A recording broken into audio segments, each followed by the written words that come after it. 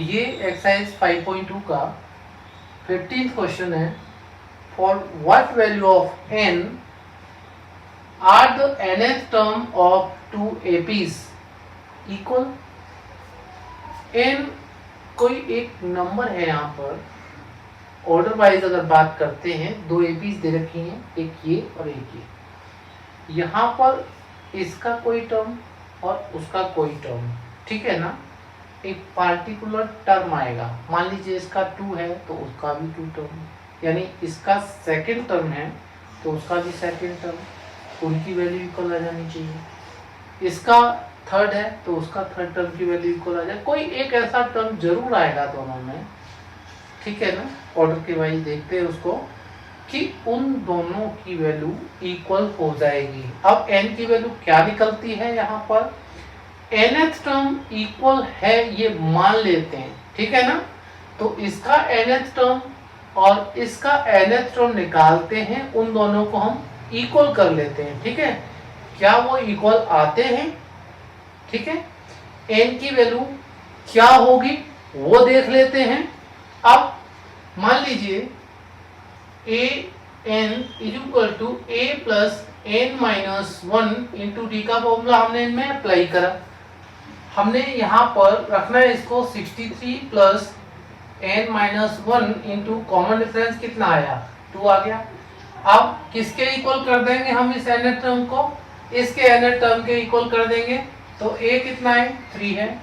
n minus 1, n को हम same ही रखेंगे दोनों तरफ, यहाँ n और यहाँ n सेम ही रहेगा, ठीक है ना। a और d आपके डिफरेंट होंगे, ठीक। n minus 1 into common difference कितना, इस केस में 7 हो जाएगा। आप इसको सिंप्लीफाई कर लीजिए, ठीक है ना। तो ये 3 इधर शिफ्ट कर लीजिए, 63 माइनस 3।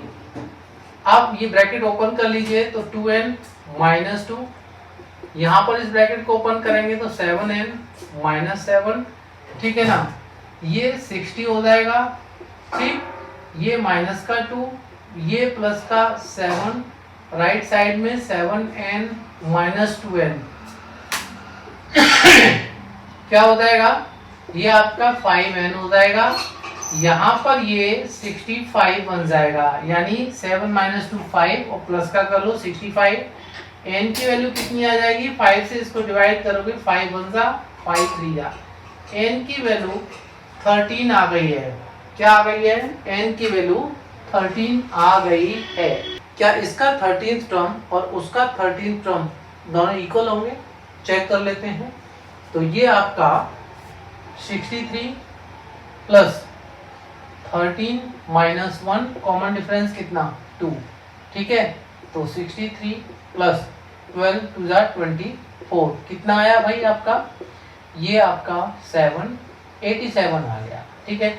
अब इस केस में देख लेते हैं हम लोग 13 टर्म इसका निकाल के, तो 3 plus 13 minus 1 into common difference कितना है, 7 है। तो दिस इज 3 प्लस 12 7 जा 84, भाई 87 इस केस में भी आ गया है। ध्यान देना है आपने, n की वैल्यू 13 होगी, यानी 13th टर्म इस अर्थमेटिक प्रोग्रेशन का और उस अर्थमेटिक प्रोग्रेशन का, दोनों का, उसकी वैल्यू कितनी होगी, इक्वल होगी। ये मैंने बताया था आपको कि n की किस वैल्यू के लिए nth टर्म दोनों एपीज का इक्वल होगा। n की वैल्यू 13th के लिए इसका 13th टर्म इसका 13th टर्म और इसका 13th टर्म दोनों क्या हो जाएंगे, इक्वल हो जाएंगे, ठीक।